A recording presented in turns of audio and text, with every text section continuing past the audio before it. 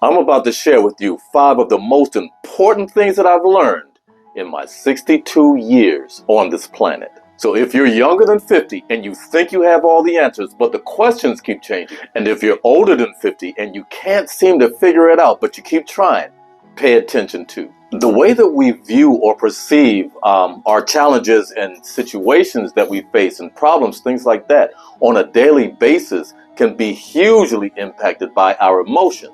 Have you ever had a slight altercation with somebody at work and it ended up being like a major blowout? And then later on, when you look back at it, it really wasn't that deep. Sometimes the best thing that we could do when we're dealing with a situation with somebody at work or somebody at home, maybe one of our family members or maybe a friend, you all have gotten into an argument or something like that. Sometimes the best thing to do is to step away and stop listening to the voices. Now, when I say stop listening to the voices, I don't just mean the voices in the head that are repeating from what this person said. I mean the voices that are in your head from what you said and what you're thinking also. Because a lot of times we talk ourselves into, yes, you heard me right. A lot of times we talk ourselves into believing a situation is more damaging than it really is. And a lot of times that happens just because, number one, we feel disrespected. We feel like somebody's taken something away from us, or we feel like somebody has totally slighted us in a way that we cannot recover from. And I understand that. I get that. Yes, I do. But the reality is this. At the end of the day, we all have to deal with how we feel about everything that confronts us. So if you take a look at things, if you really take a look at things, and you look at them not through emotional eyes, but just look at them not as good or bad, but look at them as what is, don't sweat the small stuff, because it's all small stuff. Am I saying it's not important when you're going through it? No, I'm not saying that at all, because you're going through it and it's you and it is important.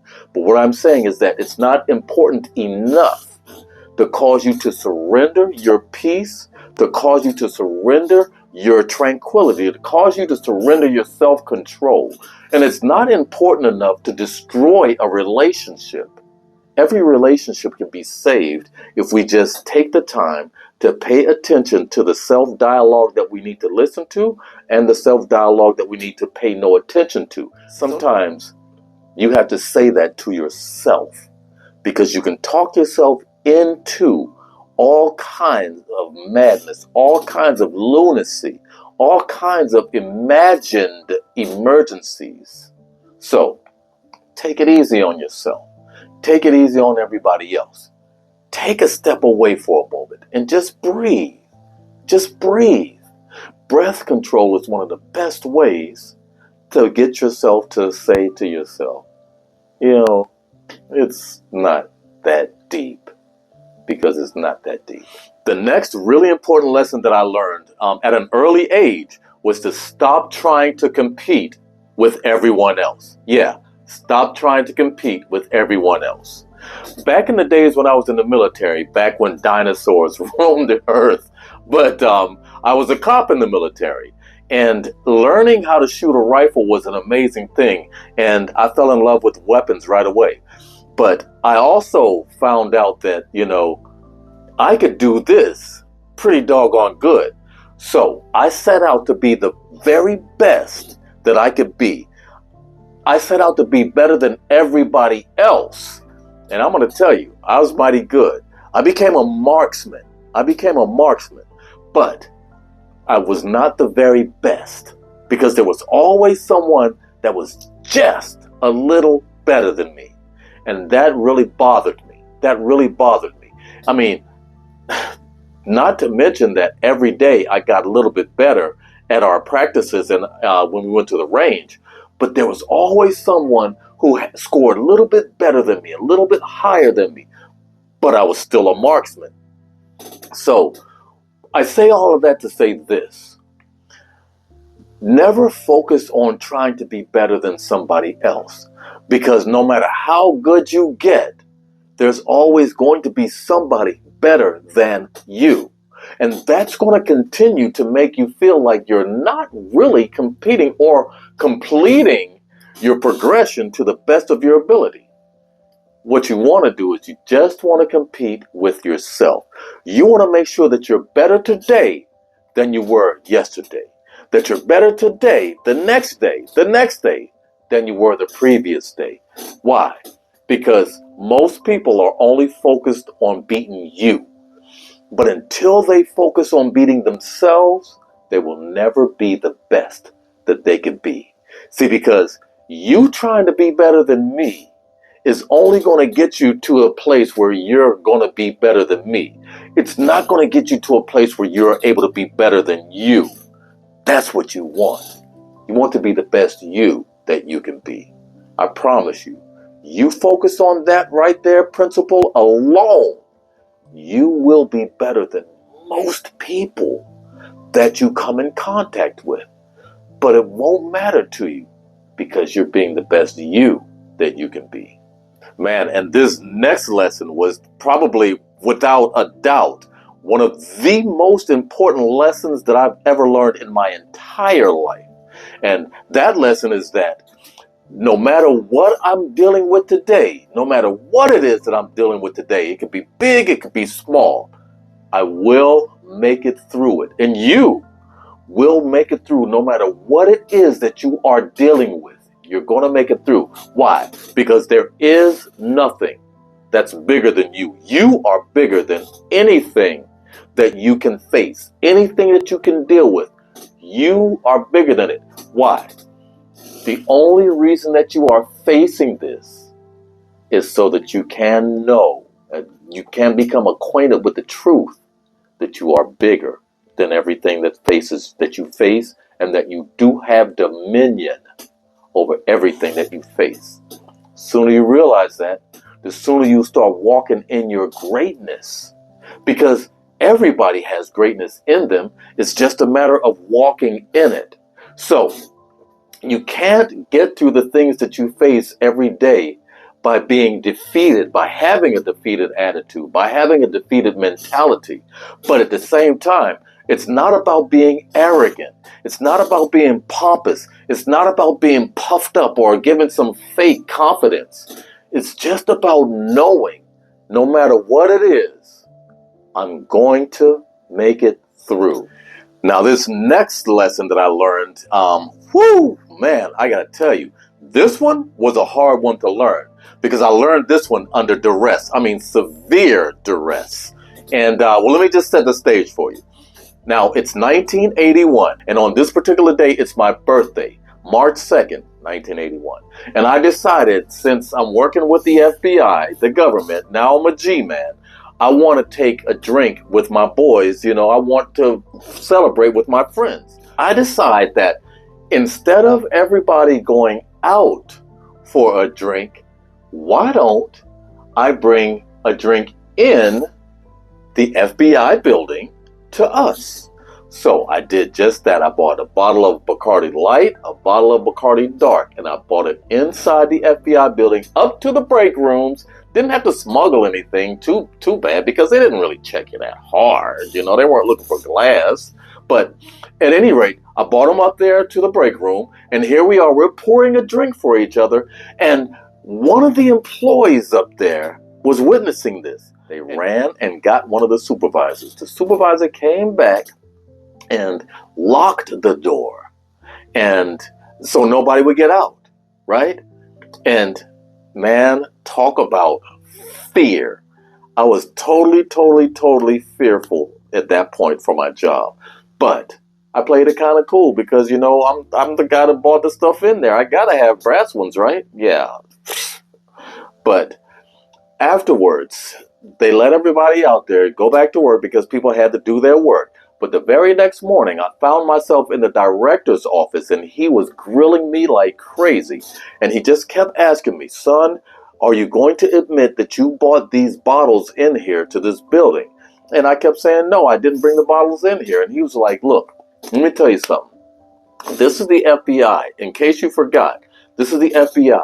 We fingerprint people.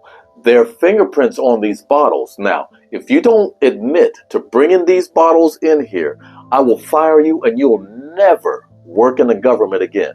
He put the fear of God in me. He seriously scared me so bad, but I still did not relent. I did not admit to it, and he fired me. But that wasn't the hardest thing. You see, that thing happened, and I thought that was important, but that was nothing compared to what was going to happen next. The next thing that happened was the following day, hopped in my car, I went to the park to sleep because I had to make it look like I just, went to work, but I had to leave the house and come back. My mother, she called my job and she was looking for me because she wanted to invite me out to lunch with her and one of her friends, right? I'm going to introduce her son, who she's so proud of, to one of her friends. They told her that I had just been fired. Broke her heart. Broke my heart that I broke her heart. I was so devastated that I did not know what to do next. But I did have the presence of mind to stop for a moment. I had the presence of mind to stop for a moment later that night. And I said, I know what I'm going to do. I have to join the military. I have to join the military. And that was just a good rebound move. And that taught me that what happens is not important. What happens is going to happen. Things are going to happen. What's important is what's next. What are you going to do next? Are you going to sit there and stew in it? Are you going to sit there and let it dominate you? Are you going to be defeated by this situation? Or are you going to make your next move your best move? I chose to make my next move my best move. And I'm just so glad that I did, because that made all the difference in the world. My mother was still mad and upset at me, but she gave me the biggest hug in the world when she found out what I did. The next thing that I did, what was next, made it better. Now this next lesson is basically at the core of every lesson that I have learned throughout my 62 years here on this earth. Without this one lesson, there would be no way that I was able to extract all these other lessons, most of which I have not told you because there have been so many, and I'll do another video on that down the road. But this lesson is responsible for me being here right now. And that lesson is I had to be able to always find out a way, figure out a way to develop a positive mindset, a positive state of mind in any situation that I was in. Yeah, sometimes it seemed totally dire. Sometimes it seemed like hopeless. But if I could somehow wrap my hands around the smallest ray of light, I could build on that. Because if I ever fell into a negative state of mind and stayed there, it was over. It would be a done deal. There's a proverb, very powerful proverb, that says, if you can keep your mind when all about you are losing theirs, yours is the world and the fruits thereof. Simply said, all that's saying is that it's okay to become negative. It's not okay to stay negative. So go ahead and look at it for what it is. Develop a desire to get out of that thing and get out of it. So there you have it. 5 powerful lessons that I've learned over my 62 years here on earth that will serve you in a good way and help you get through your situations and challenges. The first thing that you want to do is don't sweat the small stuff. Why? Because it's all small stuff. Next is stop trying to compete with everyone. The only one that you should be competing with is yourself, to be a better you today than you were yesterday. And the next lesson is whatever you're dealing with today, whatever you're confronted with today, you're going to be able to get through it. You will get through it. Tomorrow will be a better day. The next message, what happens is not important.